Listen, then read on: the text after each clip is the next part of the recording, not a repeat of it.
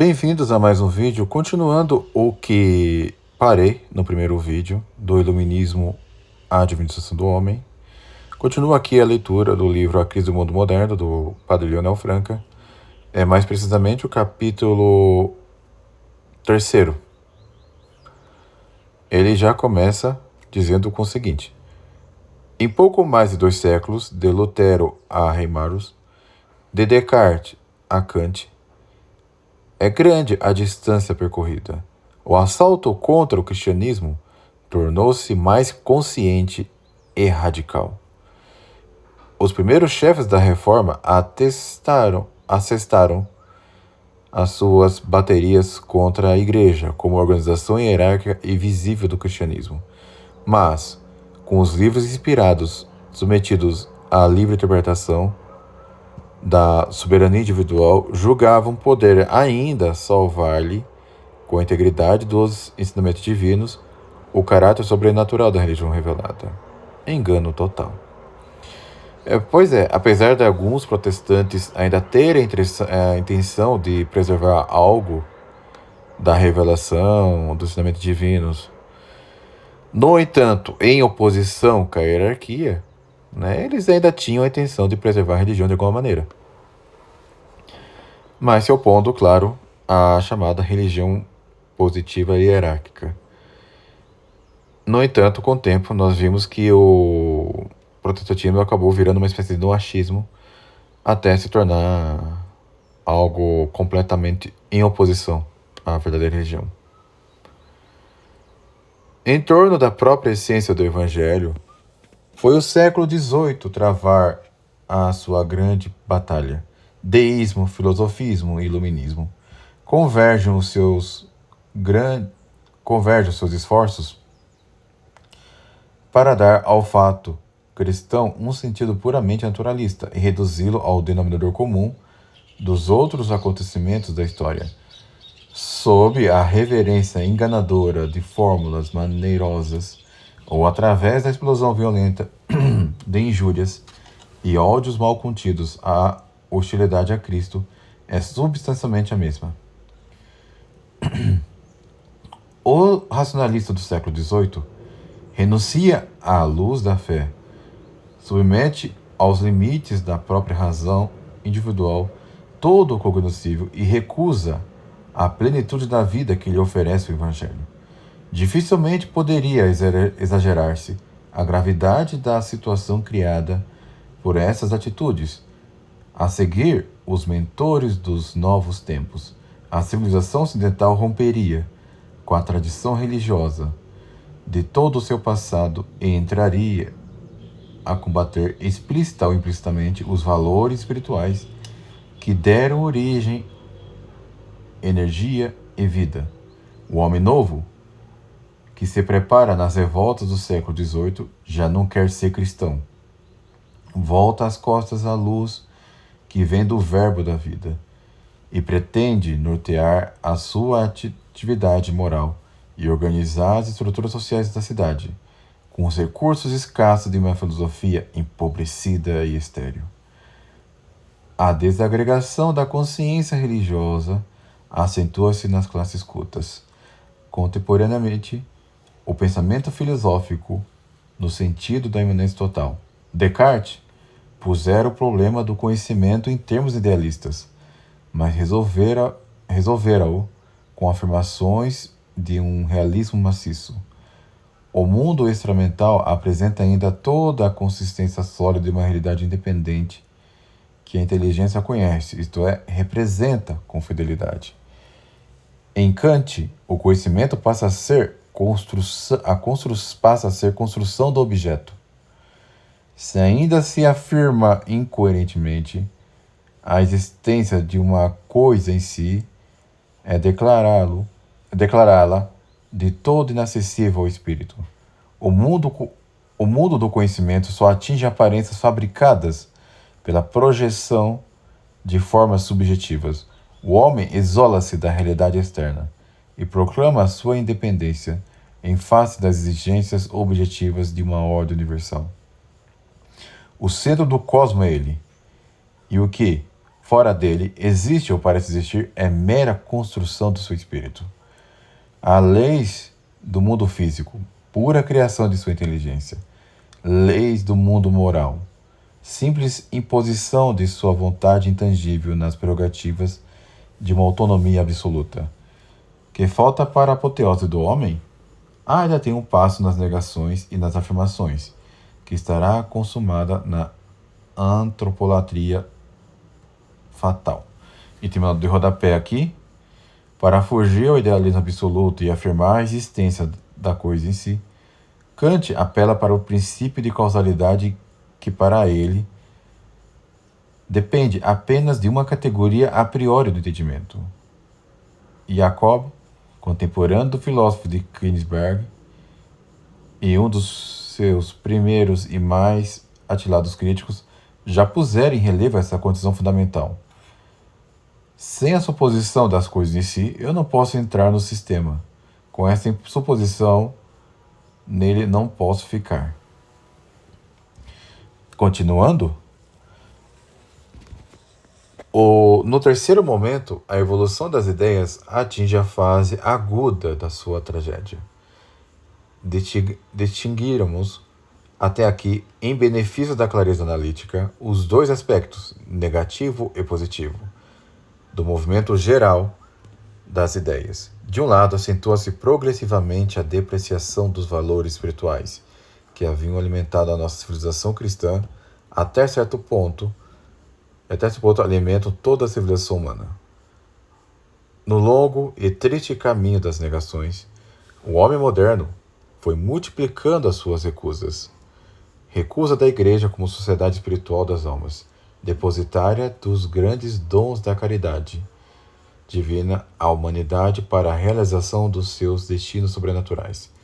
Recusa do Cristo Salvador e do seu Evangelho como fonte de novas luzes e de nova vida destinadas à regeneração dos indivíduos e das nações. Ao homem do século XVIII, desintegrado das contradições vivas da história, apaixonado e iludido pelas forças isoladas da razão raciocinante, só resta a noção de Deus e de uma religião natural de poucas exigências, como viático insuficiente de uma vida espiritual que vai definhando numa anemia percussora de morte. E eu insisto que continuarei recomendando meu vídeo sobre o noachismo, que é essa religião, entre aspas, natural, que pregam os maçons, os sionistas, e é na prática o protestantismo e também o Islã. E o próprio judaísmo, que é a religião ao qual o noachismo se submete. De outro lado, multiplicam-se os tentames positivos de construções sistemáticas que tendem a colocar o homem independente no centro de um universo a seu serviço. Se as ciências experimentais domesticam as energias do mundo físico, o divórcio entre a inteligência e o ser rompe o equilíbrio no mundo moral, isolando o homem da ordem cósmica, inatingível, enclausurando-o num solipsismo que assegura uma realeza de deserto. Essas duas tendências, a negativa e a positiva, antes de convergentes, mas ainda facilmente distinguíveis, encontram-se agora numa atitude radical, ou ateísmo, que as enfaixa, identificando-as na escala descendente das negações espirituais. A negação de Deus ocupa o último degrau, sem a sabedoria criadora, não há razão suprema das coisas. No homem, a inteligência e a vontade, inexplicáveis no seu dinamismo, perdem o objeto de suas aspirações mais profundas. Ao mesmo tempo, eliminada a soberania divina, a sonhada emancipação do homem atinge, teoricamente, as raízes de uma independência total, individual ou coletivo. O homem nada reconhece acima de si e afirma, sem restrições e em sua plenitude, o direito de dispor de seus destinos. Consuma-se a antropolatria e, com ela, a subversão completa de todos os valores espirituais. Nessa direção fatal, empenha-se o século XIX.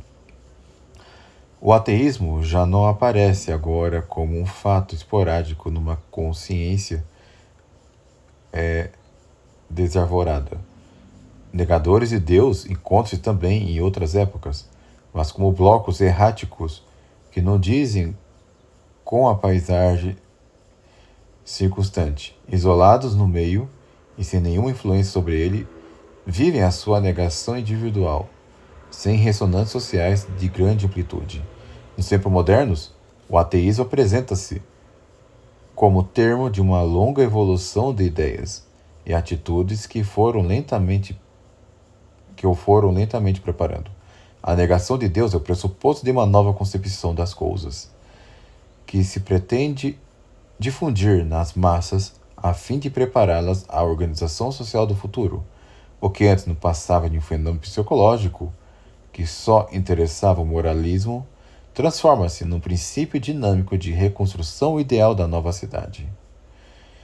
Em vez de um simples ateísmo intelectual e singular, o ateísmo militante e conquistador de multidões. Inclusive, eu posso dizer que hoje, agora, tá? Neste ano de 2025, e muito provavelmente desde o início do século XXI, pela primeira vez na história, estamos vivendo um período em que os ateus são a maioria, tá? A maioria. Justamente porque a sociedade está cada vez mais estúpida, tá? E sinto muito se alguns ateus vão se ofender, mas coloque isso em suas mentes. O ateísmo, como eu já disse em diversos vídeos, é estupidez, é burrice, tá? O ateísmo é uma burrice. E não vem dizer que tal ateu é inteligente, tal ateu isso, tal ateu aquilo. O ateísmo é uma estupidez, é uma negação da própria razão, tá? E eu digo isso com experiência de causa porque eu mesmo já fui ateu.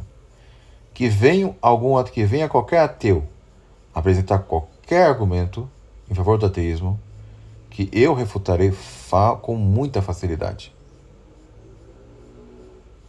Que fique bem claro isso. Várias são as formas de que se reveste a mesma atitude fundamental. Não sendo possível estudá-la todas, escolhemos 3 bem características que poderão ser representadas pelos nomes de Comte, Nietzsche e Marx. O último, naturalmente, como o mais bem acabado tipo desta civilização moderna que vimos acompanhando na sua gênese ideológica, prenderá por mais tempo a nossa atenção. É porque o padre Leonel Franca não chegou a conhecer Marcuse. Para Comte, a negação de Deus e a adoração da humanidade representa a última fase, a mais perfeita e definitiva da evolução de nossa história. Obtido por via de fé na vida religiosa ou por atividade racional no esforço de ascensão metafísica, o conhecimento de Deus, explicação suprema do universo, é apenas uma condição da infância humana, uma fase essencialmente efêmera, que poderá ceder o lugar às atitudes definitivas da virilidade. Na plenitude de sua madureza, o homem despreocupa-se por completo dos problemas de origem e de finalidade do universo. Saber se as coisas têm ou não uma razão de ser, ou se os destinos do homem se prolongam além das fronteiras da morte, são questões desinteressantes e sem sentido. O que o absorve todo é unicamente indagar relações de coexistência ou de sucessão. A ciência e a filosofia perdem de todo o seu alcance especulativo para conservar apenas um valor de utilidade pragmática. Para as curiosidades mais irreprimíveis da nossa inteligência, em face dos mistérios do ser, já não têm nem podem ter resposta satisfatória. Subministram apenas a nossa ação de cada dia. Normas e receitas práticas. Saber para prever, prever para prover. O padre Leonel Franca coloca, ainda no rodapé, o seguinte: o fim do conhecimento científico é puramente utilitário, orientar a ação. Daí, mesmo o domínio das ciências, colunas e Hércules por toda a parte a limitar as mais legítimas aspirações da inteligência. Todo o conhecimento que nos serve para a melhoria contínua da nossa condição é proscrito como curiosidade estéril. A esse título, interditas as investigações acerca da composição física dos astros e da constituição da matéria, as hipóteses cosmogônicas fora de nosso sistema solar, a teoria da evolução das espécies ou das indagações acerca das origens históricas das sociedades. O cálculo das probabilidades, criada por Laplace, não encontra boa acolhida. Le Verrier é ridicularizado porque, abre aspas, a sua pretendida descoberta, se fosse real, só poderia interessar os habitantes de Uranus. Fecha aspas. Toda essa atitude de Comte é de tal modo oposta às tendências atuais da ciência que Roustan não hesitou em escrever, abre aspas, o homem recolhe os maiores benefícios de sua atividade científica quando esquece mais completamente os seus conselhos. Comte não viu como a verdadeira ciência é explicativa e causal e por isso não impregnada de ideias metafísicas. Continuando, o livro O Pequenino Deus acha-se assim comodamente instalado em seus domínios invioláveis. O mundo material pôs a serviço pela ciência positiva dos fenômenos. Ele, suficiente a si mesmo, numa onímoda independência, se, para satisfazer os sentimentos religiosos inestimáveis por necessário adorar alguém, adore a si mesmo, ampliado em sua imensa coletividade anônima. Em lugar da antiga divindade destronada, a humanidade passará a receber incenso e culto de si mesma. Por temperamento, Comte era antirrevolucionário e conservador das velhas instituições. A religião, a família, a propriedade, a existência e separação dos dois poderes, temporal e espiritual, são constantes sociais que importa defender e salvar contra qualquer esforço subversivo. Para isto, bastará substituir-lhes os fundamentos intelectuais. As crenças teológicas, hoje mortas, sucederá nesta função a filosofia positiva, capaz de resistir vitoriosa a qualquer crítica. Assim julgava, ingenuamente, o fundador do positivismo que todo o edifício da civilização ocidental se manteria vigoroso nas suas articulações morais sobre as novas bases de um agnosticismo completo e irredutivelmente hostil a qualquer ideia metafísica ou religiosa do homem e do universo. A imitação de Cristo conservaria na futura ordem de coisas toda a sua eficiência de tônico da alma, contanto que se lesse Humanidade, onde o piedoso monge medieval havia escrito o nome adorável de Deus. Já na ordem teórica, não percebera Comte que a sua lei dos três estados, destinada a condenar a metafísica a um ostracismo eterno, descansava toda numa metafísica de mau cunho, que lhe serve de postulado latente. E coloca a nota de rodapé para Leonel Franca, para que a lei dos três estados seja, como pretende Comte, a expressão do progresso humano é mister postular toda uma metafísica materialista. Cumpre supor que o fim último do homem se resume numa soma de bens terrenos, que a existência não se estende além da campa e que a vida presente encerra a totalidade de seus destinos. Ora, que são todas estas afirmações senão outras respostas às questões da natureza, da origem dos fins dos homens, do fins do homem, as questões de causas primeiras e finais, que se haviam declarado vãs e metafísicas, que se de fato transcendem a competência dos métodos da ciência positiva? Suponde, por um instante, uma outra concepção metafísica do homem inspirada numa filosofia espiritualista, e imediatamente vereis que a lei dos três estados, longe de sintetizar a fórmula do progresso, seria realizada a maior catástrofe que se poderia sobreviver à humanidade, o desvio consciente e definitivo de seus destinos, a inabilitação radical para atingir sua perfeição específica. Além desse ciclo vicioso, a famosa lei apresenta todos os flancos vulneráveis à crítica. A lei dos três estados, como bem observou recentemente em Zur Soziologie und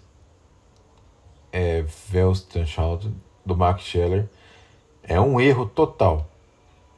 O pensar e o conhecer teológico, o pensar e o conhecer positivo e formas permanentes do conhecimento que prende a sua raiz na própria essência do espírito humano. Agora, na ordem moral, julga poder transplantar, quase intacta para a sociedade positiva do porvir, a magnífica moral do catolicismo, sem advertir que toda ela descansa numa concepção teleológica das coisas. O discípulo de Comte, interrogado sobre as razões de seu procedimento e os porquês de sua opção moral, não poderá proferir palavras sem fazer tábua rasa dos seus princípios filosóficos, ou a submissão cega à ditadura do mestre, ou a contradição imanente entre o pensar e o agir. Nota de rodapé: não é possível inferir do conhecimento da natureza humana uma norma de ação sem a supor ordenada, isto é, obra de uma inteligência orientada para um fim. O conhecimento que se limita a observar fatos não pode exprimir-se senão em indicativo. A moral fala em imperativo e a sua força obrigatória transcende os domínios do empirismo puro. De fato, como falar em moral sem Deus, se a própria moral já pressupõe uma ordem que nos é externa? É uma absoluta contradição. Por isso que é impossível a existência de verdadeiros ateus serem verdadeiros conservadores e vice-versa. Por estes motivos, entre muitos outros, o positivismo não teve aquela força de expansão prometida pelas profecias otimistas do seu fundador. A Europa e a América não se converteram à religião da humanidade em 7 anos, nem o mundo em 33, como Comte profetizou, entre aspas, teria previsto. No horizonte das novas esperanças, não se promete despontar para breve o advento de uma era plenamente pacífica. O regime colonial não ameaça a decadência, nem parece para amanhã a redução dos exércitos às simples exigências de defesa e conservação da ordem interna. Mas se o positivismo fracassou ruidosamente como uma religião e a humanidade não afluiu em massa aos 3 ou 4 templos que ele erigiu em sua honra, foi mais ampla e duradoura a influência da sua mentalidade. A divinização da ciência como sucedâneo da religião no governo das ações individuais e sociais é um dos seus frutos mais venenosos. Berthelot, Taine e Renan, que sofreram com intensidade diversa a influência de Comte, foram, na segunda metade do século XIX, os arautos mais ouvidos do imperialismo cientista. Abre aspas, o bem e o mal do mundo moderno, escreve acertadamente Leonardo Coimbra, é o seu entusiasmo e amor da ciência. O cientismo foi o aspecto nocivo desse entusiasmo. Reduzir toda a ciência à simples averiguação de relações necessárias no espaço e no tempo, e confiar a esse conhecimento a orientação ética de indivíduos e povos é desconhecer as exigências mais imperiosas da vida moral e as aspirações mais profundas da natureza humana. Não se mutila impunemente no homem a atividade espiritual que gravita em torno da questão do seu destino, A ciência, como ensina a dominar as energias cósmicas, é uma serva útil, divinizada, e devorará os seus adoradores. Erigir-lhe altares é prostrar-se ante um ídolo, feitura de mãos frágeis. Pedir-lhe palavras de vida eterna é envolver a primeira e mais essencial das questões humanas no silêncio de morte.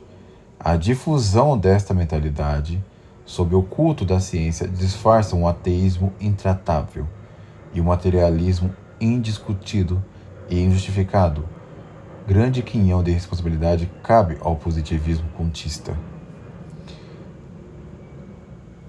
E agora vamos falar sobre o Nietzsche. Tá? Nietzsche, homem trágico e fatídico, dá-nos em espécime bem diverso e talvez mais coerente o tipo acabado do homem moderno. Comte não enxergou as relações ontológicas profundas que ligam a existência de Deus à existência da verdade, do bem e do mal. As crenças teológicas, tudo entre aspas, pareceram-lhe mero ornamento de luxo, já fora da moda, e o que se podia atirar ao cesto com um gesto natural, sem consequências, simples andames de utilidade efêmera, que se lança ao fogo quando um edifício se levanta firme na solidez de seu equilíbrio duradouro, exceto uma ditadura que facilitasse a implantação do novo sistema de política positiva.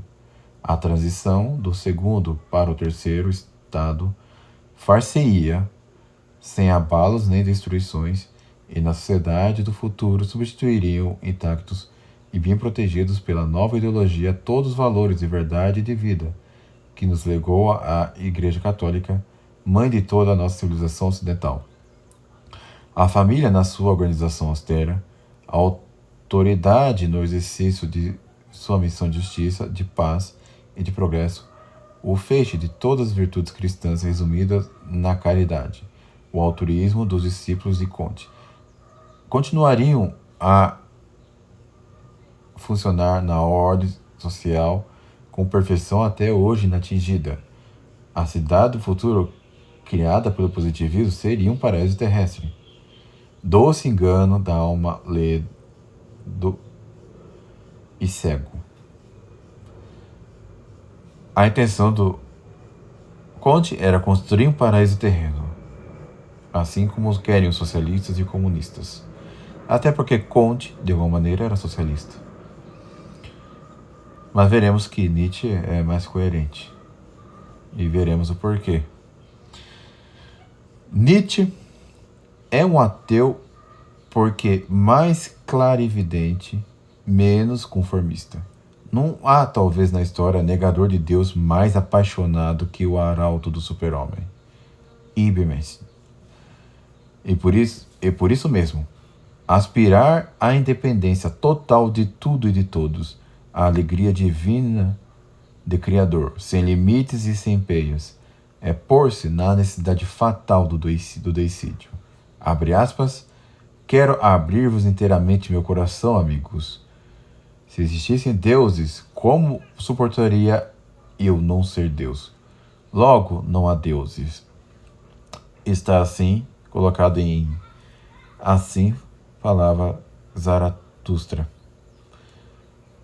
Kant, que desejava salvar o dever, faz da existência de Deus um postulado da razão prática. Em Nietzsche, que aspirava a sacudir todos os julgos, o postulado da razão prática é o ateísmo. Não nega ele a divindade por força de argumentos racionais. Elimina-lhe a presença com um gesto de orgulho satânico, porque constitui um perigo e uma ameaça à liberdade do homem. Abre aspas, agora Deus é morto. Homens superiores, esse Deus que foi o vosso maior perigo. Não ressuscitastes, senão depois que ele jaz na tumba. Só agora volta o esplêndido meio-dia. Agora o homem superior torna-se soberano. E Deus é morto. Agora nós veremos que o super-homem viva. Também está Assim Falava Zaratustra. Mas a morte de Deus é a subversão de todos os valores humanos. Verdade não existe. Supô-la existente e procurar atingi-la é dar mostra de vontade enferma. Abre aspas. Qual a espécie do homem que raciocina assim? Uma espécie improdutiva e doente, cansada de viver. Se imaginarmos uma espécie de homens contrária, ela não precisaria da crença no ser. Melhor ainda, desprezaria o ser como coisa morta, fastidiosa, indiferente.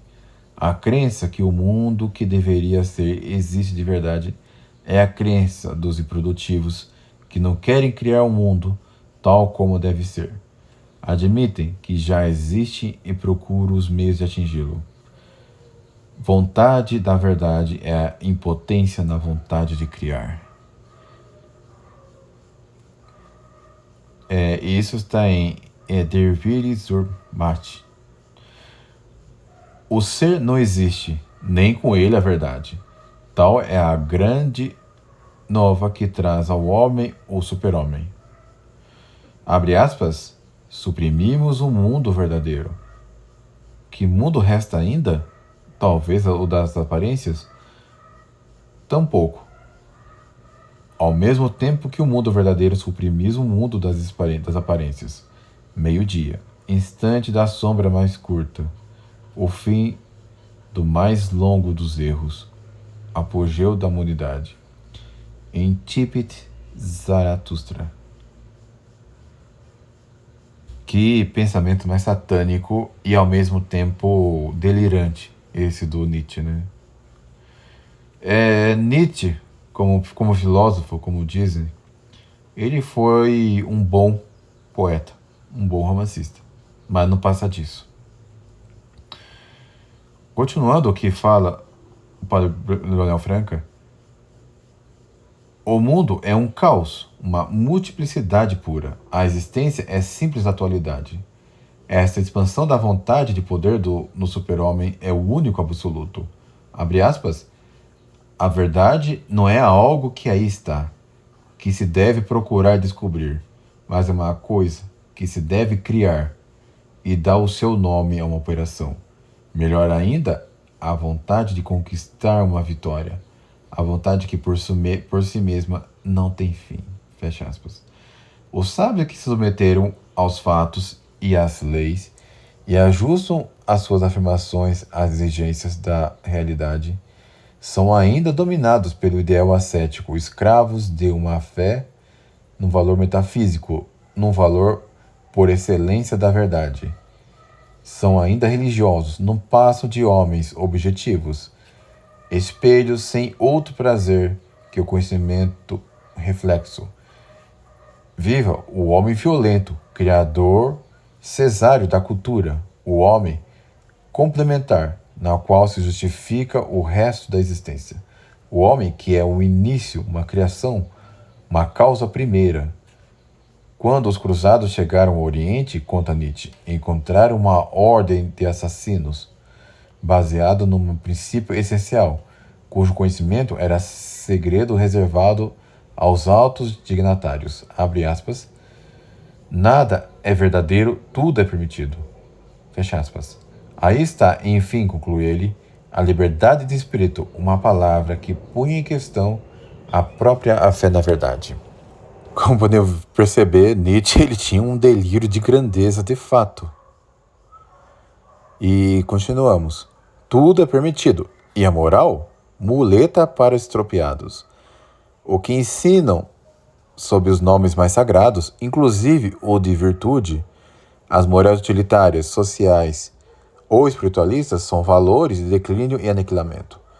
Todos os professores do bem e do mal viveram intoxicados pelo mais perigoso dos alcaloides, a moralina. Nietzsche chega ao mesmo tempo ao paradoxo de responsabilizar a moral pelos males e decadências de que sofre nossa civilização. Todas as nossas virtudes, entre aspas, são sintomas de degenerescência, de cansaço da vida. A sua ação nefasta foi levantar barreiras a expansão dos super-homens. Abre aspas. Nossa boa moralidade é a causa desta civilização deplorável. Nossas concepções sociais do bem e do mal, fracas e efeminadas, sua enorme preponderância sobre o corpo e a alma acabaram por enfraquecer todos os corpos e todas as almas e por quebrar os homens independentes, autônomos, sem preconceito, os verdadeiros pilares de uma civilização forte. Nota de rodapé, isso está em Morgan Het e volume 5, ou livro 5, não sei agora. Mas enfim, assim, inciso 163, isso está em Werk, volume 5, 161. É nota do padre Leonel Franca. Até agora, diz Nietzsche, em outra obra, atribuísse ao bom, abre aspas, um valor superior ao do mal. Superior no sentido do progresso, da utilidade, da influência, enquanto se refere ao desenvolvimento do homem em geral, que seria o contrário se fosse verdade? Se no homem houvesse um sintoma de declínio, como que perigo, uma sedução, um veneno, um narcótico, que faz talvez viver o presente à custa do futuro, acho que é assim, tá um pouco elegível. Assim, se o mais alto grau de potência e de esplendor do tipo humano, em si possível, nunca foi atingido, a culpa seria precisamente da moral. Assim, entre todos os perigos, a moral seria o perigo por excelência. Fecha aspas. Em outro lugar ainda, abre aspas, como se a humildade, a castidade, a pobreza, numa palavra, a santidade, não houvesse feito até agora maior mal à vida que quaisquer outras coisas horríveis, que quaisquer vícios. Fecha aspas. Isso está em O Anticristo. Naturalmente, o orgulho, a devassidão sem freio, o egoísmo, a cobiça são os grandes agentes construtores da civilização ideal. Ironiza o padre Leonel Franca. Guerra, pois, a moral. Continuando o texto. Amor, justiça, piedade, resignação, caridade, pureza, dedicação. Quebremos duramente e sem misericórdia essas velhas tábuas de valores e os que as representam. Abre aspas, quebrai-me os bons e os justos, ó irmãos. Compreendeste essa palavra? Fugis diante de mim? Estais apavorados? Tremeis diante dessa palavra? Ó irmãos, pois só quando eu vos disse que quebrar os bons e as tábuas dos bons, que embarquei o homem em pleno mar. Assim falava Zaratustra, capítulo 7. Enfim, embarcado assim, na liberdade ilimitada das grandes águas, o super-homem poderá dar toda expressão aos seus instintos indomáveis. Nada o constrange. A expansão soberana da sua vida, eis o seu ideal. E a sua vida é tudo o que a manifesta e exalta como força, como domínio, como afirmação irrestrita de si mesma.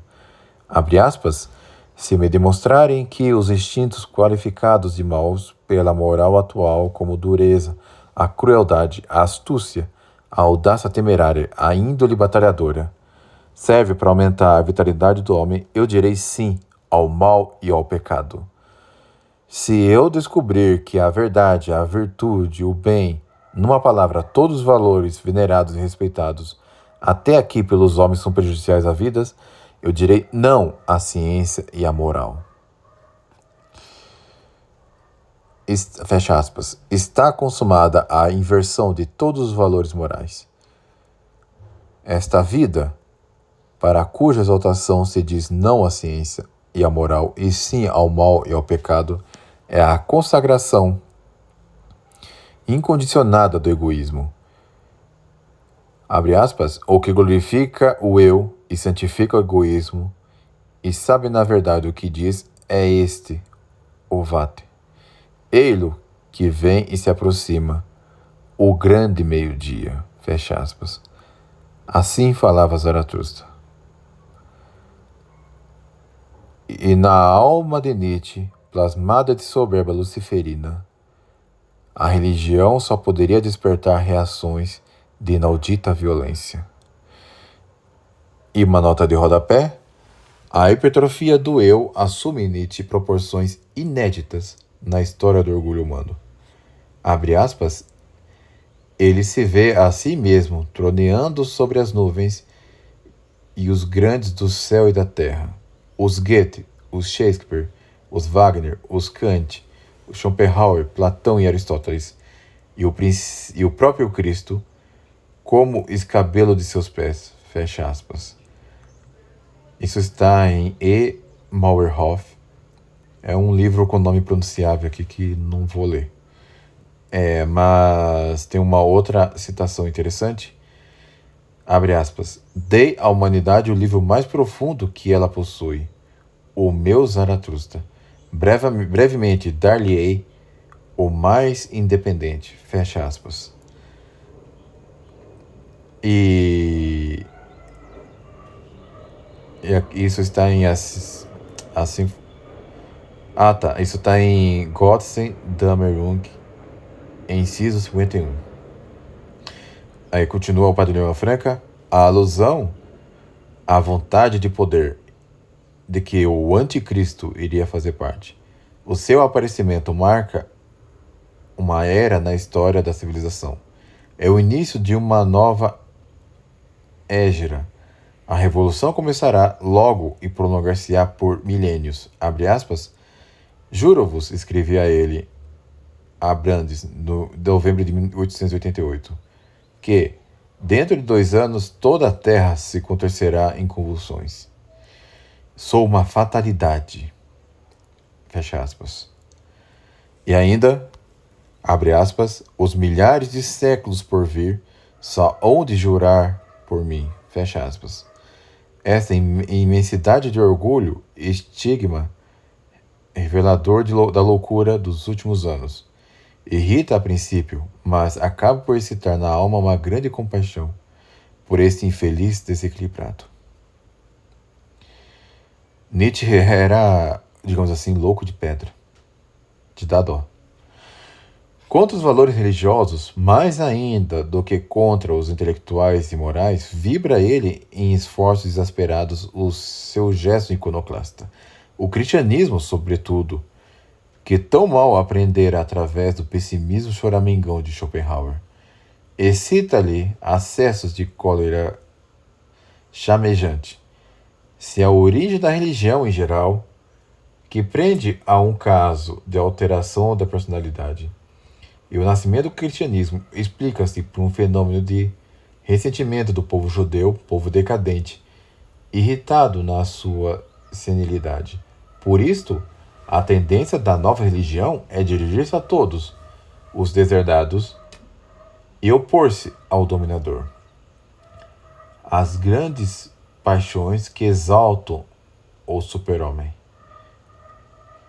A caridade, a compaixão, o amor, a piedade, o espírito de sacrifício que o cristianismo prega e inculca são sinais de uma moral de escravos que diz não a tudo o que representa o movimento ascendente da vida e tudo o que é a afirmação de si na terra. Isso está em O Anticristo.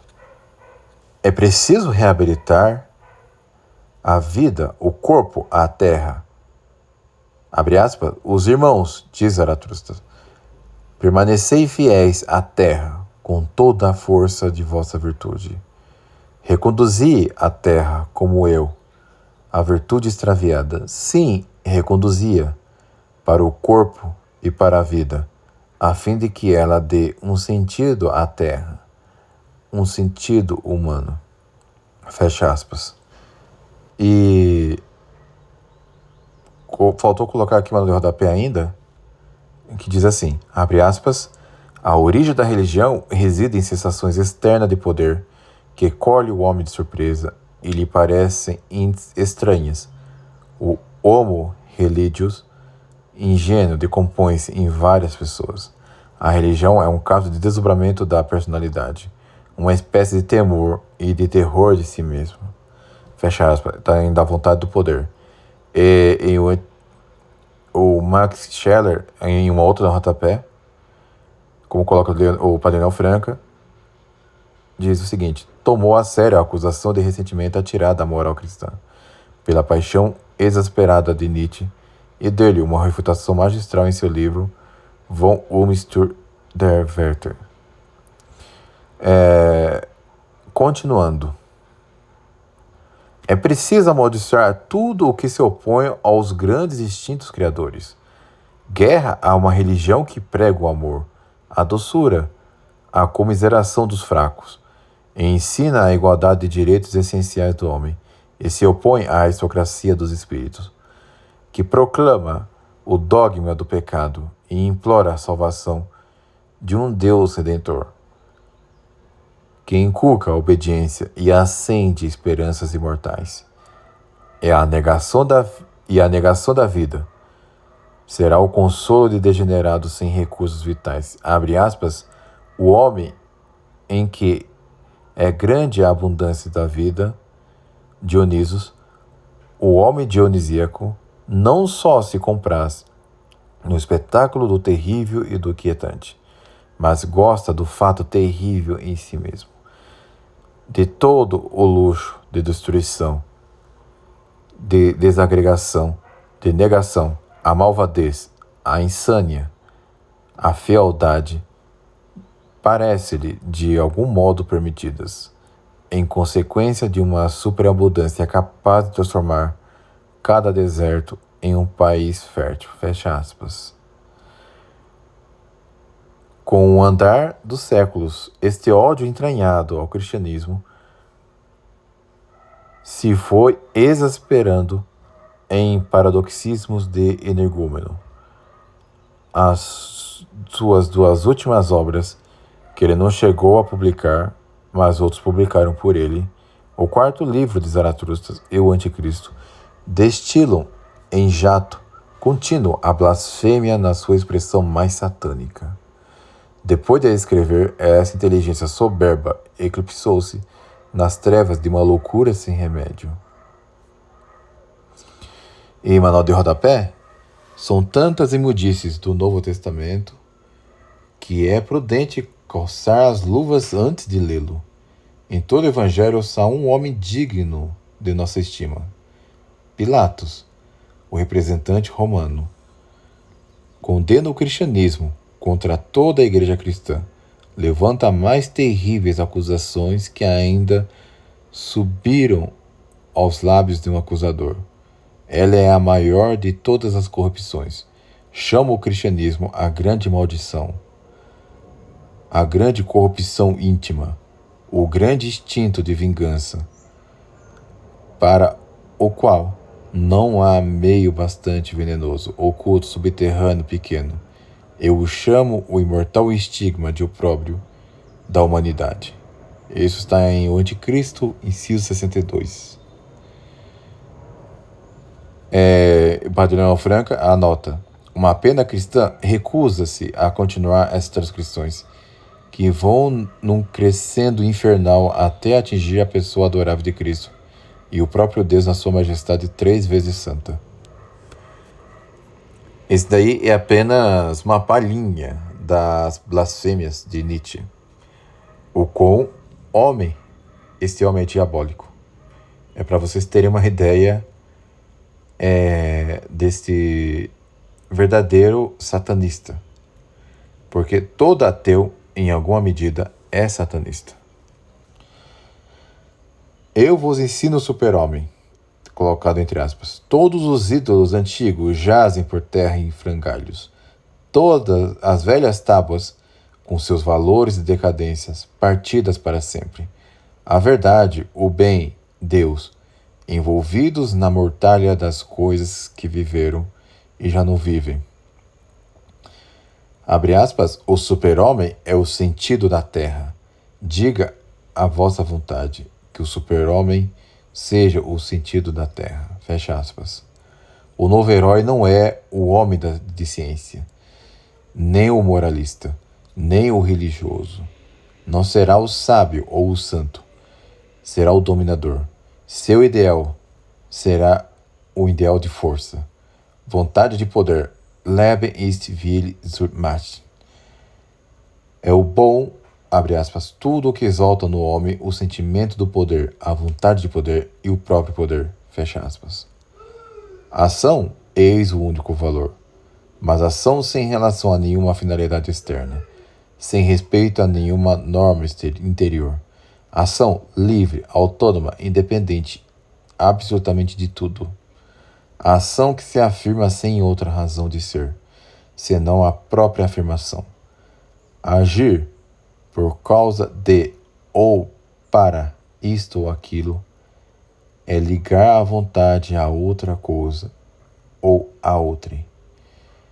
E o querer não reconhece vínculos.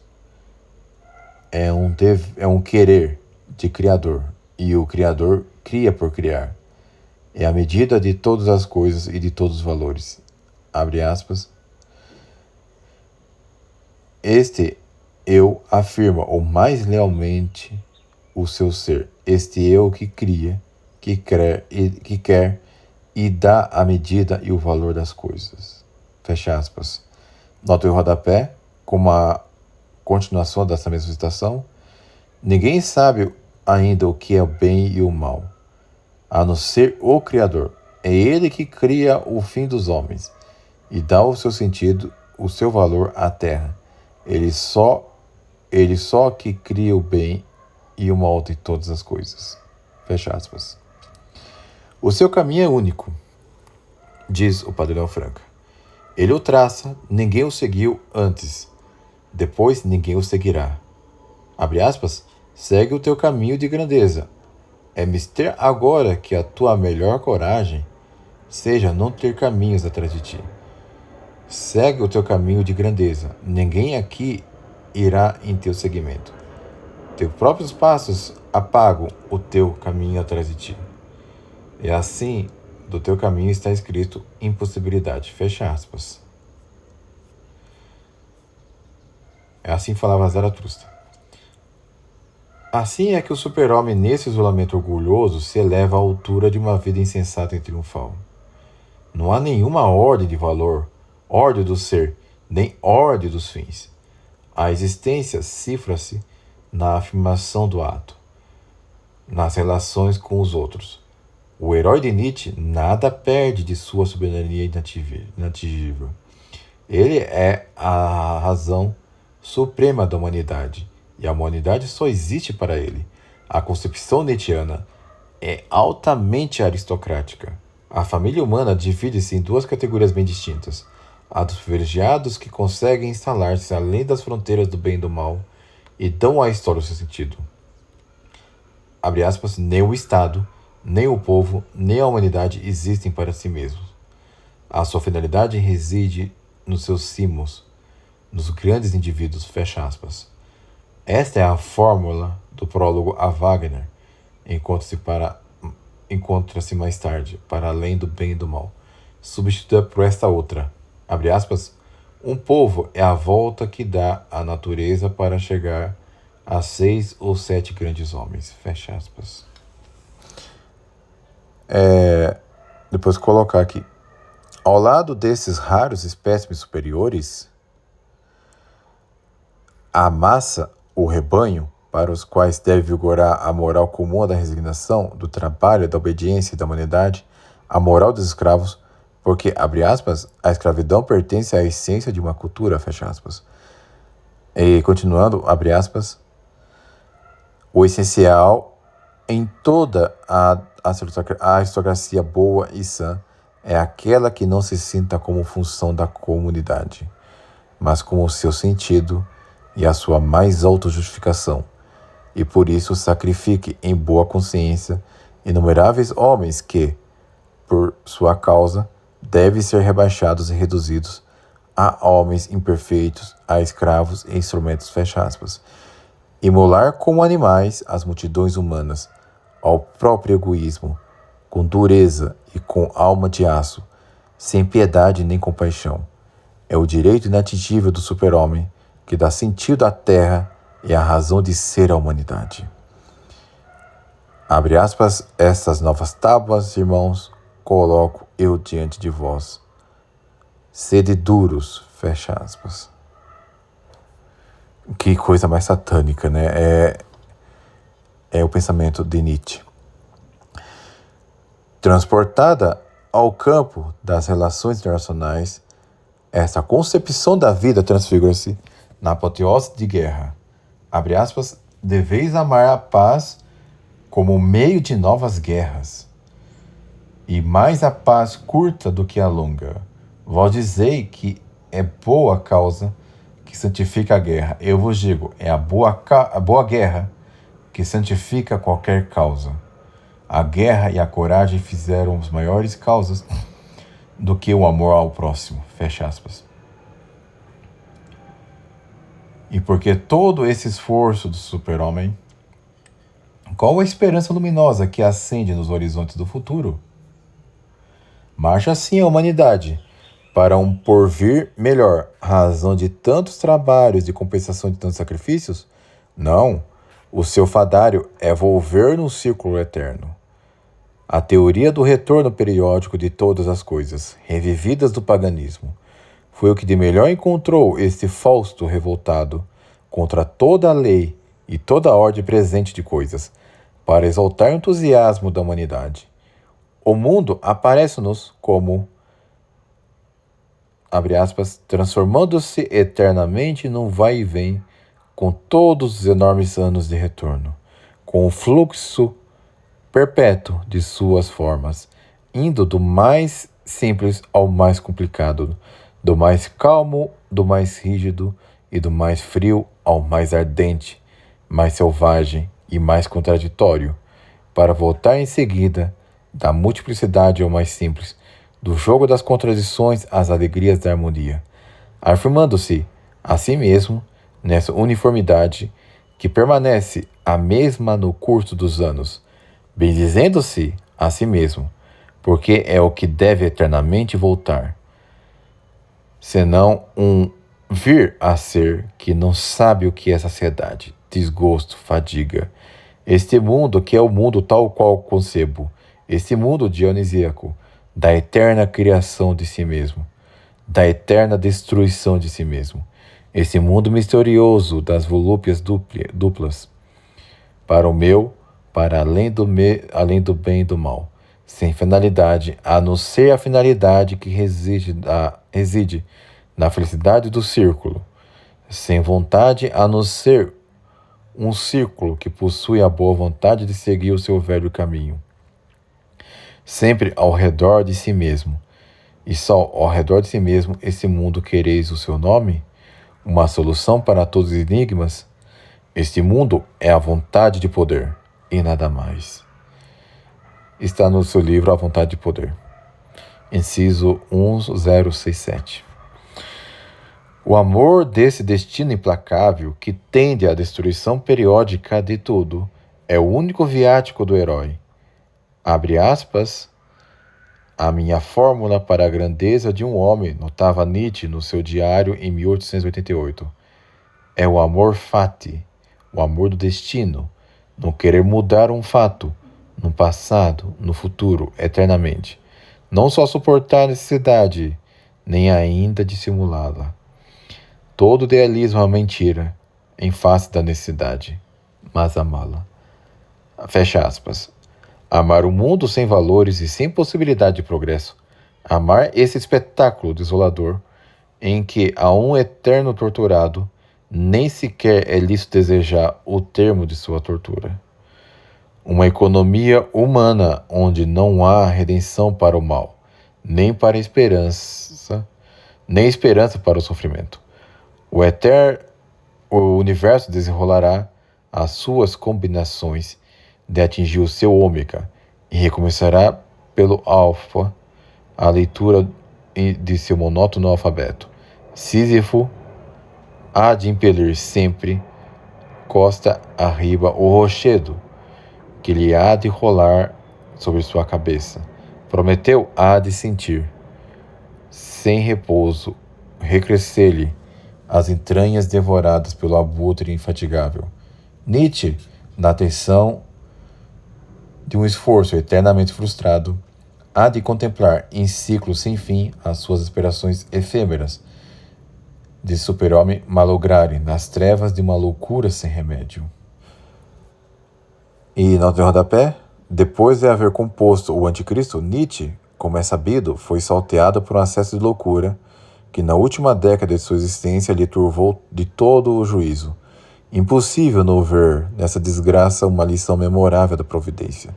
A inteligência que tanto blasfemara apagou-se num eclipse doloroso. O orgulho que maldissera a compaixão e a piedade da moral dos escravos só continuou a viver por comiseração alheia. O super-homem, destruidor e criador dos valores, acabou reduzido às condições infra-humanas de um desditoso alienado. Encerrando agora com um parágrafo sobre a seção sobre Nietzsche.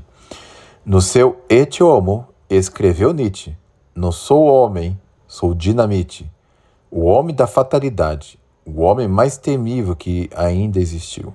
Fecha aspas. As tendências modernas negativas e positivas que vimos estudando nele atingem o cimo de uma exaltação exasperada. É a negação radical de todos os valores espirituais. Nega-se o cristianismo, nega-se a divindade, nega-se a moral e o valor do bem, nega-se a própria realidade do ser. Sobre esse deserto, onde já nem de ruínas se encontram vestígios, eleva-se a soberania do super-homem divinizado, o Criador absoluto e independente. Nenhuma norma a regular-lhe a ação, nenhuma finalidade a jerarquizar-lhe os valores. O seu ato desconhece relações e condições. A afirmação de sua existência é a própria razão de ser, a apoteose da força. Do ateísmo desfiam-se num gesto ousado, mas lógico, todas as consequências fatais que levam à usurpada divinização do homem. Mas a divindade é um manto muito pesado para os ombros finitos. A vida criada, sem norte, perde a razão suprema de ser vivida. Apagam-se no horizonte do homem todos os ideais. Parte-se todas as molas do seu dinamismo. Do que pareciam num canto triunfal, a existência só resta no amor do destino, o enigma de um amor sem consolo. A catástrofe pessoal de Nietzsche tem o valor de um simbólico tragicamente expressivo. Assim encerra a sessão sobre o Nietzsche, este homem que quis ser como Deus, mas se tornou como Satanás e acabou de uma maneira miserável. Agora inicia-se a sessão sobre o sobre Karl Marx. Nietzsche era um individualista apaixonado. Marx, um frio construtor de sistemas. Um e outro chegaram, porém, por vias diferentes, às mesmas conclusões fundamentais. O super-homem anunciado por Zaratustra bem se parece com o proletário que o capital diviniza. Num e no outro caso, é a exaltação delirante do homem. Lá do homem individual, aqui do homem coletivo. O ateísmo postulado seu escrúpulo é nas visões do mundo a premissa lógica de um terrenismo mais absoluto e da negação completa da ordem moral, em benefício do ídolo do futuro, o herói nietzschiano ou o mundo comunista. Em duas linhas traçadas por mentalidades diversas, acentua-se a expansão natural dos mesmos princípios que constituem a base psicológica do homem moderno. Hegel e Feuerbach lançam as pontes que separam Kant e Marx. O segundo legou-lhe o materialismo brutal. O primeiro, a ideia da evolução dialética. Hegel, com seu racionalismo rigoroso, não podia resignar-se à falta de unidade do sistema de Kant. O dualismo entre o pensamento e a coisa em si, opaca o espírito, não lhe pareceu aceitável como solução metafísica do problema do ser. Era mister procurar uma síntese que absorvesse os dois termos irredutíveis do kantismo, numa unidade superior, em vez de opor a realidade ao pensamento como coisas distintas, exteriores uma à outra. Ele faz da ideia uma única realidade, geradora da natureza e do espírito, por um processo lógico de evolução eterna. Não temos, assim, a consciência escravizada a um consciente externo. Ser e pensamento identificam-se com coextensivos e uma lógica completa às suas análises rigorosas. Converte-se numa metafísica exaustiva. Esta realidade, primordial e única, tende a desenvolver-se por um movimento interno em tríades sucessivas. Num primeiro momento, afirma-se em si, põe-se, tese, a ideia é o ser que a lógica estuda. Em seguida, manifesta-se fora de si, opondo a si mesma, antítese, a ideia é natureza, ou ideia que se exterioriza em forma de alteridade. Dela se ocupa a filosofia da natureza. Aqui vemos uma falsidade de Hegel, ao opor ideia e natureza, de alguma maneira, tá? Porque tem a tese, que é o ser que a lógica estuda, e temos algo que se opõe a si mesma, que é a natureza, ou a ideia como natureza, que é ocupada pela filosofia da natureza. Aí continua o padre Lionel Franca. No terceiro momento, envolta a si mesma a síntese. Interioriza-se de novo a ideia, e achamos em face do espírito, estudado na filosofia do espírito, psicologia, direito, história, moral, arte e religião. Cada um desses termos, dessa primeira tríade, transforma-se, por sua vez, no ponto de partida de outra evolução triádica, e assim indefinidamente. Toda a realidade é, deste modo, deduzida por um processo necessário, que constitui o método da filosofia. Tudo o que é racional é real. Os diferentes termos, porém, desse desenvolvimento do tricotômico não são puros conceitos formais e inertes, que resultam de uma classificação lógica e meramente estática. Possuem uma vitalidade própria, que lhes assegura um dinamismo interno, em virtude do qual cada termo gera o seguinte da série. Assim, a noção de ser implica a sua negação. A do não ser, e esses dois conceitos em si contraditórios, despertam um terceiro, o do movimento ou do vir a ser. O fieri em latim, Verden, que o envolve como seus momentos necessários. Posição, oposição, composição, ou do grego, tese, antítese, síntese. Essa potência dialética que constitui a lei do desenvolvimento interno do pensamento como forma e como conteúdo. Toda afirmação parcial chama-se por uma negação a esta. Por sua vez, desenvolvendo-se, leva a um novo conceito que reúne os opostos numa síntese superior que constitui o ponto de partida de um novo ciclo. Sem entrarmos em mais pormenores na exposição de um sistema singularmente eriçado de dificuldades, retenhamos o que agora nos importa, a explicação do universo pela afirmação de uma única realidade que evolve, determinada necessariamente por uma lei interna, dialética, em que o antagonismo desempenha um papel fecundo.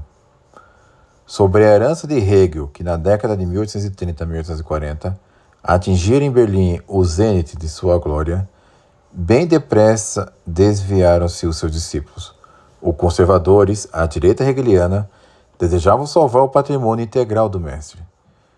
Os jovens da esquerda, distinguindo entre método e sistema, rejeitavam o sistema, isto é, as afirmações que se pretendiam verdades fixas e intangíveis, e conservaram o método que, preconizando o processo infinito, lhes abria a possibilidade de todas as negações revolucionárias. Foi no domínio religioso, no político, sob o guante do governo prussiano havia riscos a correr, que romperam o fogo às patrulhas avançadas do grupo. Ao lado de Strauss, Bruno Bauer Feuerbach, um dos mais inteligentes da ala moça, publicou em 1841 o seu livro sobre a essência do cristianismo. Em 1843, as suas teses provisórias sobre a reforma da filosofia, a condenação do evangelho em nome dos princípios racionalistas, mas também exposição de uma filosofia integralmente materialista. Tudo se reduz a uma realidade única, que já é a ideia de Hegel, mas a natureza, em vez de introduzir-se a realidade do pensamento, explica-se ou tenta explicar-se o pensamento em função da realidade. Monismo sempre, mas agora não já idealista, senão materialista. A religião explica-se como uma ilusão pela qual projetamos fora de nós o que em nós há de melhor. A razão, a vontade, o amor aparecem-nos como forças essenciais à natureza humana, mas que dominam cada indivíduo, governando como poderes absolutos aos quais não pode opor nenhuma resistência. Personificar essas forças num ser estranho e poderoso é criar a Deus e com ele a religião. Abre aspas. O ser infinito ou divino é o ser espiritual do homem, projetado pelo homem fora de si e contemplado como um ser independente. Fecha aspas. Está em Feuerbach, a essência do cristianismo. Simples produto da consciência humana, a religião é uma ilusão nefasta. O seu efeito natural é a alienação.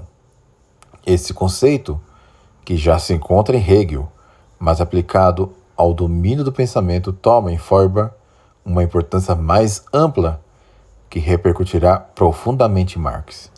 Pela alienação, o homem desvia de si uma parte de sua natureza, canalizando para um ser estranho e ilusório. Em vez de realizar-se integralmente, dando livre expansão às tendências fundamentais, aliena o mais poderoso, o mais precioso de si, dando-lhe como objeto um Deus imaginário. Para restituir ao homem a plenitude de sua natureza e a vida social toda a elevação altruística de que é suscetível, importa dissipar a ilusão perniciosa. Só combatendo a religião se conseguirá suprimir esta alienação funesta, diminuidora de valores humanos. O homem não alienado será diminuidora de valores humanos. O homem não alienado será completamente restituído a si mesmo. Sobre a extinção do amor de Deus, elevar-se-á o amor da humanidade.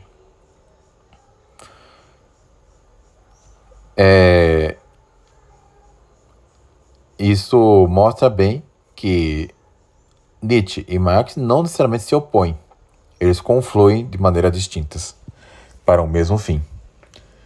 Ou a divinização do homem individual, Nietzsche, ou a divinização do homem coletivo, Marx. Foi nesta atmosfera que, na fase crítica da formação do seu pensamento, respirou a plenos pulmões o jovem Marx. Já de casa paterna, trazia ele uma herança profundamente antirreligiosa.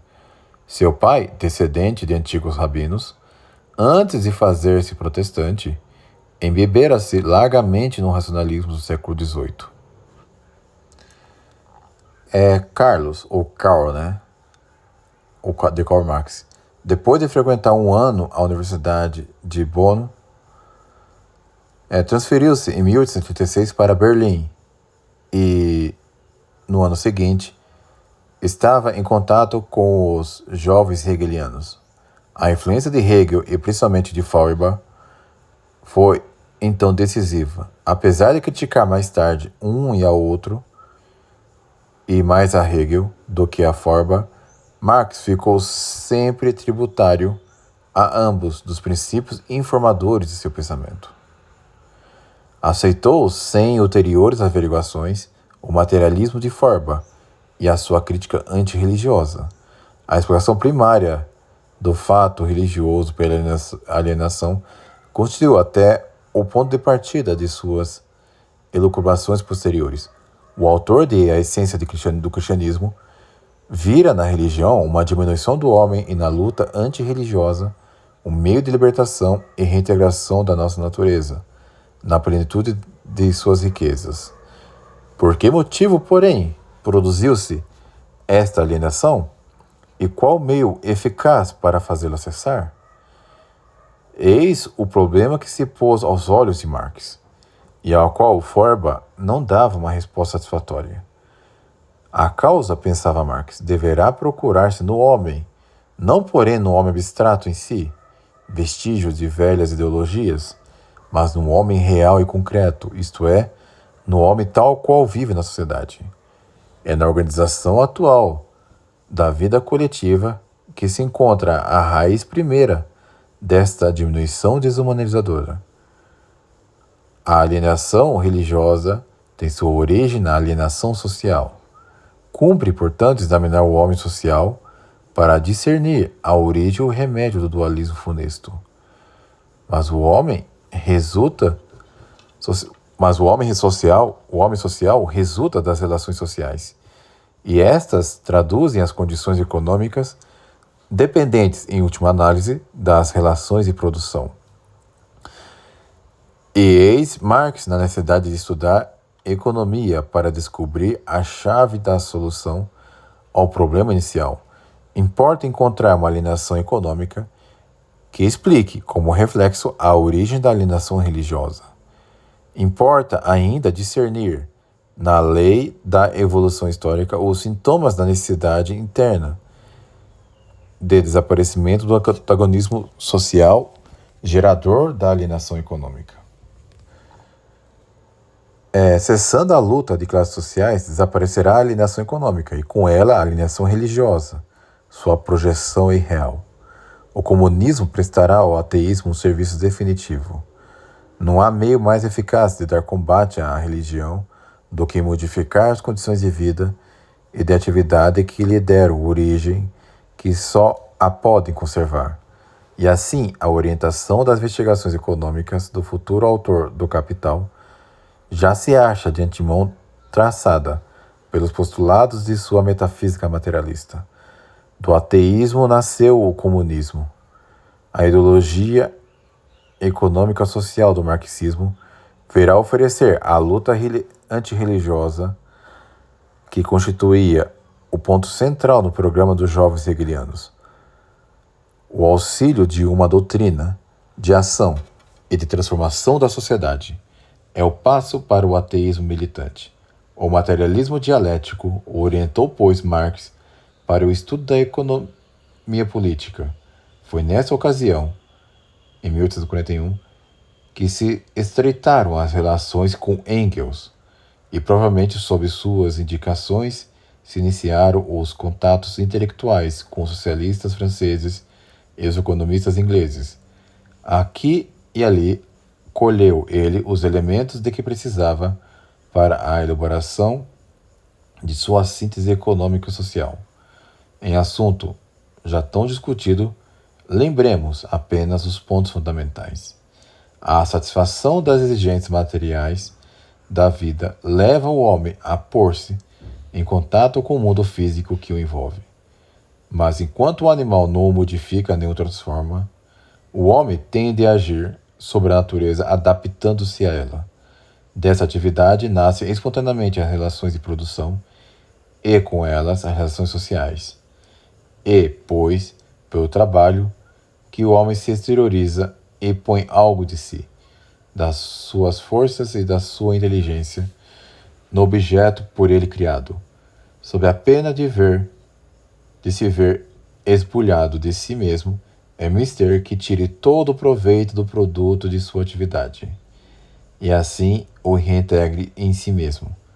O regime capitalista, caracterizado pela propriedade privada, impede essa reintegração completa e consagra a alienação do homem. Do valor total do fruto exclusivo do seu trabalho, apenas uma parte reverte ao trabalhador. Outra parte, a mais-valia, vai beneficiar a quem não trabalha e constitui um capital, poder estranho, autônomo que vive à custa do industrial e do operário, e mais desse do que daquele. Abre aspas. Em face do caráter social do seu trabalho e de sua combinação com o trabalho de ontem, encontra-se de fato o operário como em face de uma potência estranha. Fecha aspas. E isso está em Das Kapital, tomo 3. Pois bem, peço perdão por omitir muitas notas de rodapé, tá? Porque eu não vou ler citações em francês e alemão, tá? Mas estará aí a referência na descrição do vídeo. E essa citação tende no regime capitalista a agravar-se de dia para dia. Quanto mais coisas produz o trabalhador, mais aumenta a tirania dessa potência que o domina e explora. A lei da concentração crescente do capital importa como corolário a lei da proletarização progressiva das massas. Destarte, na situação econômica atual, o trabalho prerrogativa característica do homem, que assegura as condições de existência e o eleva acima da animalidade, cessa de lhe pertencer integralmente. O homem separa-se de sua humanidade. Há, portanto, uma verdadeira alienação econômica, base e explicação real da alienação feuerbachiana. Como pôr em termo ao grande mal? O discípulo de Hegel encontrará na luta de classes mola de todo o desenvolvimento da história e o segredo da redenção almejada. Se, de fato, a alienação do trabalho é comum a todos, capitalistas e operários, se o capital a todos escraviza e desapropria de si mesmo, nem todos reagem do mesmo modo contra o seu domínio sobre toda a sociedade. O burguês, na sua inconsciência, está satisfeito com essa diminuição humana, que lhe traz conforto e prazer. Só o proletário, porque sofre e tende a revoltar-se. A consciência da ruptura torna-se mais aguda entre os deserdados da sorte. Deles e só deles poderá vir a reação salvadora. Assim, a que devera ser luta de toda a sociedade contra o capitalismo. Tirania das coisas sobre os homens converte-se naturalmente no antagonismo de classes, na oposição de proletários contra possidentes. E eis encontrada a contradição ou a negatividade, princípio essencial de expansão da realidade na dialética hegeliana.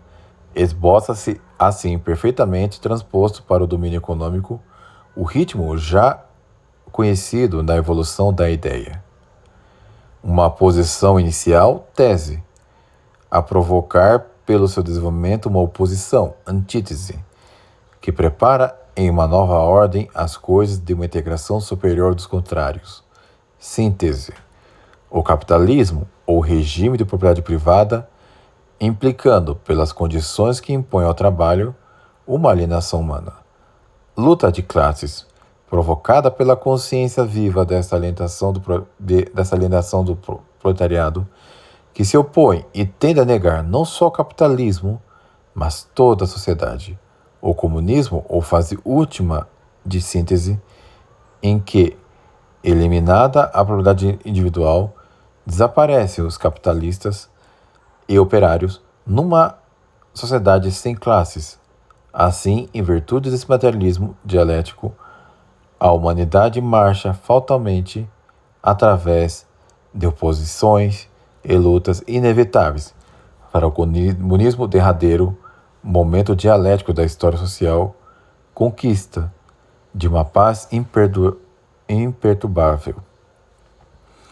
É algo completamente sem pé nem cabeça esse negócio, né? Mostra que muitos anticapitalistas no meio católico, na verdade, são marxistas mascarados. Porque estão defendendo exatamente esse princípio errôneo e diabólico que Marx propõe. Continuando, nesse processo inelutável da história, qual a influência dos valores espirituais? Marx, se lhes não desconhece a existência, altera-lhes radicalmente a essência, até desnaturá-la por completo. A base real da sociedade é constituída por relações oriundas do regime econômico.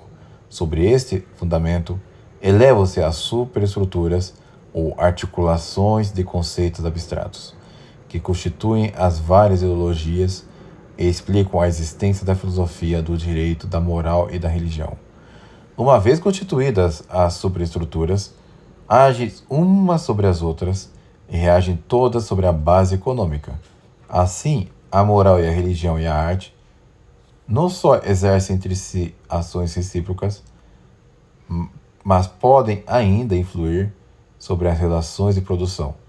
Convém, porém, não nos deixarmos iludir sobre a natureza dessas reações das superestruturas ideológicas, sobre a infraestrutura econômica. Todas as ideias transcendentais ou de valor, o bem, o belo, o justo, a moral e a religião, são e permanecem, no materialismo marxista, simples reflexos da situação econômica. O pensamento que de um lado organiza e orienta a exploração da natureza e de outro, com suas ideias abstratas, constrói ideologias. Não é filho do espírito, é simples função da matéria organizada. Reflexo necessário do jogo das forças produtivas. Consequência indeclinável da estrutura sistemática do marxismo. O postulado metafísico do materialismo mais radical elimina a possibilidade de um mundo transcendente. Os valores espirituais perdem, com o objeto próprio, toda a consistência e toda a autonomia. O que são exclusivamente como dependências fatais da evolução das forças econômicas. Só estas têm existência própria. Só elas possuem significação real para a vida. O motor decisivo da história humana é, em última análise, um elemento material. A ditadura do econômico é totalitária.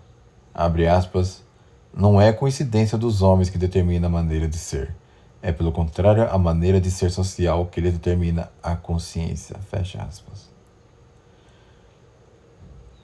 Elaboradas como projeções abstratas de uma determinada organização material da vida, toda ideologia, em modo particular, a religiosa, tende naturalmente a conservá-la opondo-se às forças de transformação social que atuam por evolução ou revolução, justificando a atual distribuição de bens.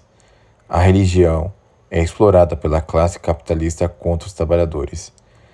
Ela é, essencialmente, um instrumento de classe, cujo efeito natural é adormecer as massas e retardar o movimento emancipador. Ela é, por isso, o ópio do povo. Daí a incompatibilidade visceral entre a religião e o comunismo.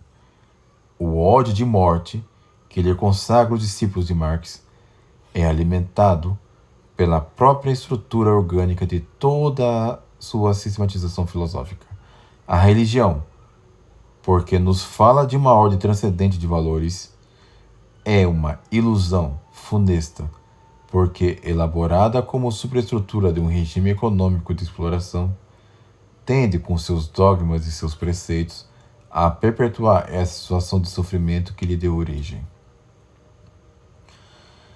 Por esses títulos, a luta sem tréguas contra a religião, sob todas as suas formas, contra o sentimento religioso e contra as confissões religiosas organizadas em igrejas, impõe-se ao marxista como o primeiro e o mais infatigável dos deveres. Assim, o esforço para explicar, em termos de filosofia, uma ilusão religiosa de forma, resolve-se em termos de ação no combate pregado por Marx a toda e qualquer manifestação humana de uma atitude religiosa.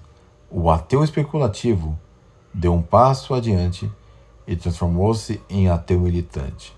A luta contra Deus é a condição primeira da reintegração do homem em si mesmo. Abre aspas, a religião desengana o homem para que ele pense, atenue, afeiçoe a sua realidade como um homem desenganado, que atingiu a razão e para que se mova em torno de si mesmo, isto é, em torno do seu verdadeiro sol, fecha aspas. Abre aspas ainda, a crítica da religião leva a essa doutrina. O homem é, para o homem, o ser supremo, fecha aspas. Depois daquele ateísmo estava aplanado o caminho para esta antropolatria. Perceberam como o marxismo é uma doutrina satânica, inequivocamente satanista, mais do que ateu, mais do que ateísta, é satânica, é diabólica. Continuando, como conciliar, porém, a mobilização do proletariado para a luta de classes e o aniquilamento da religião com o inflexível determinismo que constitui a lei soberana da dialética histórica? Se o comunismo é o paradeiro fatal da evolução econômica da humanidade, e nessa evolução não há lugar para a intervenção de liberdades que não existem, por que não guardar numa expectativa necessária o advento inexorável do supremo momento dialético? Marx esforça-se por fugir a esta antinomia e enquadrar com urgência a ação nas necessidades do sistema. Já disse Nietzsche que, abre aspas, para Hegel, o ponto culminante e derradeiro do processo universal coincide com a sua própria existência em Berlim, fecha aspas. A importância análoga atribui-se Marx a si e ao proletariado moderno. Em Marx, o filósofo do materialismo histórico, a evolução econômica por necessidade do seu próprio movimento interno, tomou consciência de si e formulou em sistema. Cumpre dar agora ao proletariado a consciência do seu papel histórico e da sua predestinação messiânica na evolução da humanidade. Essa consciência, produto necessário do Estado social, exercerá não um papel de causa, mas apenas uma influência semelhante à intenção maiêutica. O espírito do comunismo continuará a ser uma necessidade da natureza, mas a intervenção da classe proletária, acirrando-se os conflitos, lhe prestará as facilitações do sistema obstetrícia oportuna. Sabemos que, na prática, a luta de classes e a guerra antirreligiosa lançaram mão de outros meios mais eficazes que essas abstrações hipostasiadas de um sistema precário e vulnerável por todos os flancos. A fim de organizar a vontade de poder de que havia mister o Partido Comunista, mobilizaram-se com hábil psicologia todos os sentimentos recalcados de uma classe que muito sofreu, todos os complexos de inferioridade, de ressentimento e de vingança, todas as ilusões de aspirações irrealizadas. A essas tendências inferiores aliou-se o desejo de justiça e de solidariedade que vibra em toda a alma humana, e canalizaram todos os dinamismos no curso de uma fatalidade histórica. Formou-se assim no horizonte de um futuro o mito do paraíso terrestre comunista e na consciência do proletariado a exaltação de um entusiasmo messiânico, alimentado por uma mística que polarizou a totalidade de suas energias emotivas em torno de uma ideia convertida e ideal. Cedendo às necessidades da vida, a organização partidária apelou, de fato, para as riquezas espirituais do homem real, esquecendo as atitudes coerentes com a criação artificial do homem marxista. E agora, encerrando o parágrafo final, o comunismo como se acaba de ver, representa o paradeiro espontâneo de todas as tendências que vimos, resumidamente, estudando como característica da civilização moderna a oposição irreconciliável ao capitalismo burguês. No campo da revolução social, pode dissimular a um exame menos profundo as afinidades essenciais que prendem uma à outra as duas atitudes em face do problema da vida e do homem. São idênticos os caracteres fundamentais de ambos. Só o materialismo histórico foi mais lógico e ousou rasgar o véu de pudibundo recato com que a civilização capitalista dissimulava aos próprios olhos o esquálido de suas misérias. O ateísmo já o vinha preparando de longe as negações anteriores. Já o haviam abertamente ensinado alguns dos protagonistas da Revolução Francesa. Queriam-no, porém, o limitado e inofensivo privilégio do burguês, ao qual otorgava em pontos de moral um bio de indenidade inacessível às massas, a canalha na linguagem de Voltaire. Para estas, o cristianismo poderia continuar ainda a ser um penhor de submissão e de subserviência e uma garantia da tranquilidade social que a negação consciente de Deus poderia abalar até os fundamentos. Marx não recuou ante o receio dessas convulsões catastróficas. Fez da pregação um ateísmo militante às massas proletárias, uma primeira fase de uma revolução social sem precedentes na história. Dava assim o passo definitivo para emancipar não só o burguês de toda a dependência de Deus e fazê-lo fim supremo de si mesmo. Essa tendência, mais ou menos dissimulada, já animava a burguesia que crescera embalada nos princípios do século XVIII. Com as negações progressivas dos valores espirituais, já se vinha preparando o terrenismo total, avultando a hegemonia da classe econômica, entregue a si mesma e emancipada das exigências morais que lhe impõe o respeito da dignidade humana. E coloca aqui na nota de rodapé o padre Leonel Franca. É interessante ver como já em meados do século passado o descortino sociológico de Donoso Cortés mostrava a insuficiência de todo o sistema econômicos que não leva em consideração a dignidade integral do homem. Veja bem, que não levam em consideração a dignidade integral do homem. Tá? Até porque todos os sistemas econômicos são falhos se faltar a ela a religião. Mas em alguns sistemas é impossível qualquer conciliação. Tá? É o caso do marxismo, é o caso do keynesianismo e de qualquer outra escola da mal chamada neoclássica. E, continuando, todos eles vão parar no monopólio e, através do monopólio, na escravidão. Abre aspas, se trata de averiguar qual é o meio de regular na sociedade a distribuição mais equitativa da riqueza. Este é o problema que não resultou nenhum sistema de economia política.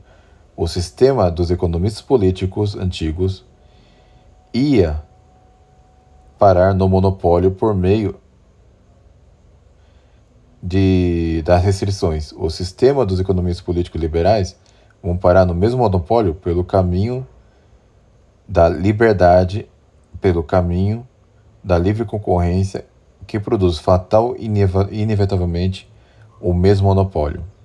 No entanto, é bom lembrar que o problema dessa liberdade econômica e dessa livre concorrência é por conta justamente porque falta aos agentes econômicos as restrições morais impostas pela verdadeira religião. Tá? E, por fim,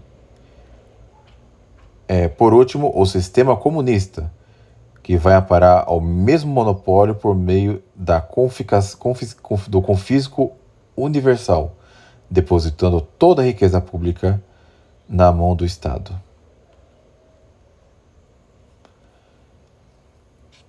Continuando, capitalismo e comunismo, duas formas de ditadura econômica sem alma.